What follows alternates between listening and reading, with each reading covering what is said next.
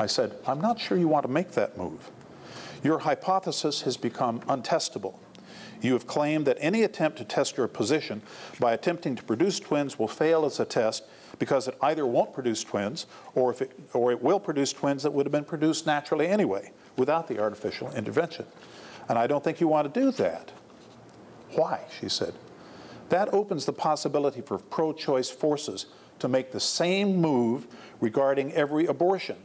Any given abortion would have happened naturally anyway without human intervention. For you to reject our crucial experiment would mean that you have accepted in principle that humans don't have any free will in any area of reproduction, that whatever happens is foreordained, and that the demonstration you're about to rejoin is pointless. She picked up her placard, pushed her hat firmly down on her head. Professor, she said, you are too clever by half, and you were only half right.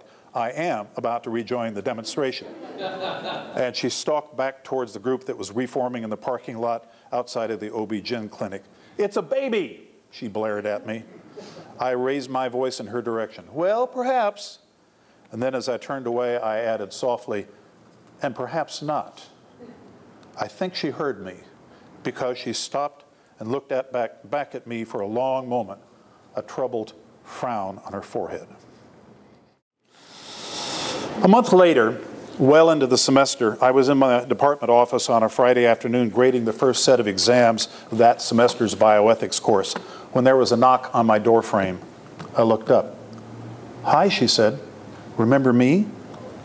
I peered at her face for a moment. She looked quite different. She was in jeans and a sweatshirt with a windbreaker. The hat was gone. The sneakers were the same, but she wasn't wearing any white gloves.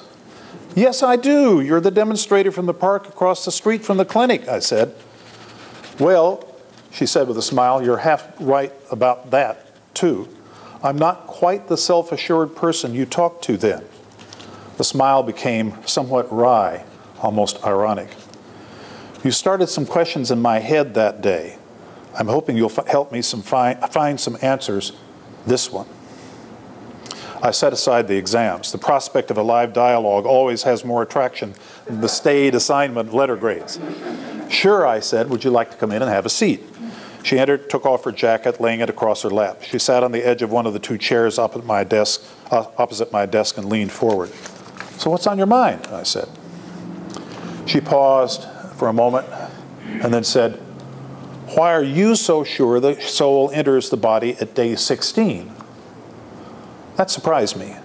I could understand why she might be driven to that position after our earlier conversation about the unsettled identity of the product of fertilization of a human egg by a human sperm, and had assumed she would simply adjust her view so that the moment of ensoulment would coincide with the possibilities of twinning and fusion on or about the 16th day after fertilization, with the loss of the possibilities of twinning and fusion on or about the 16th day after fertilization was complete. That was the point of view I had presented in our discussion a month ago, when individual numerical identity of a human organism could first reasonably be supposed. I said, why do you think I think the soul enters the body at day 16? Well, she argued, she said, you argued that the soul could not be present before day 16 in the individual because the individual didn't exist yet. What did exist up to then were, she kind of hunted for the word, pluripotent cells loosely bundled together, any one or group of which could be cultured separately, continuing to divide and becoming just such a bundle.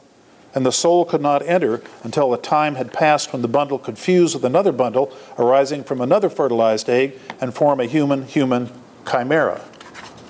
I was amazed. This lady understood the views I had discussed more clearly than the students in my classes that had heard me talking about it 3 times a week. I said, well, you've restated the facts and their implications accurately enough, but why did you ask me why I was sure after the point of possible twinning and fusion was passed that the soul enters the body? She smiled triumphantly, because I don't think you believe that souls enter bodies at all. And why do you think that? I said with a scowl.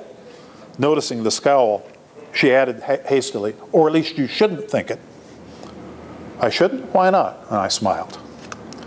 Reassured that I didn't seem angry after all at her presuming to know what I believed, she said, "I have been thinking and reading a lot the past weeks. Before our conversation, I never had any doubts about what you call the conservative view. Since then, I pulled out some of my old biology textbooks and started rereading them." I guess my amazement showed on my face. "You kept your textbooks? You didn't resell them at the end of each semester?" "No," she said firmly. "I couldn't believe I had gotten everything out of them I would ever want to know, and I was right. They are even more important to me now." "So what are you finding?" I asked. You have to understand that this is a tough time for Catholics. There's all that flap about intelligent design and creationist accounts versus Darwin's evolutionary views. There's also all that information about the genomes and of humans and other animals like chimpanzees. She looked a bit sad for a moment. The old explanations we got in parochial school now seem so childish. Sensing I was the one about to get a mini lecture, I tried to remain neutral. I do understand something of how a comfortable set of beliefs can fall apart seemingly all at once. But to go on, what about these biological advances has undermined your view of the soul? I had taken the tack in our first conversation of engaging her certitude with my puzzles and doubts.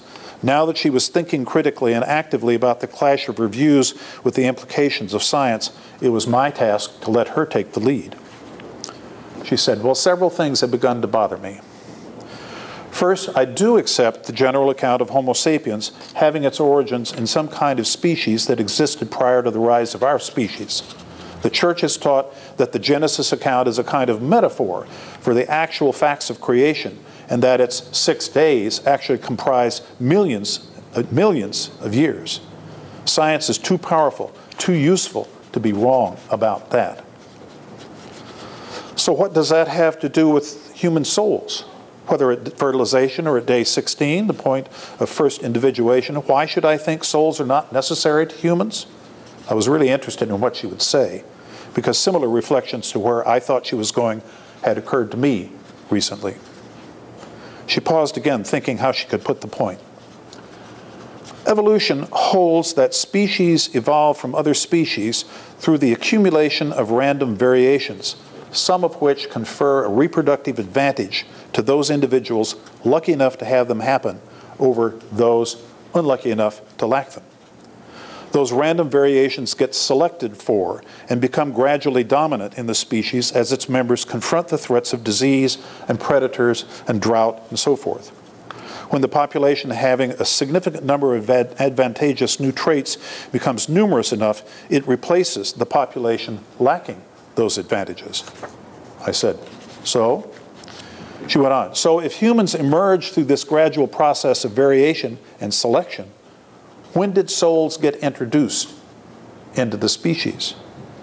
Evolution holds that our pre-human ancestors were individuals, just like my cat, Twinkletoes, is an individual organism. Twinkletoes didn't need a soul in order to proceed through its gestation and development and emerge from its mother as a kitten.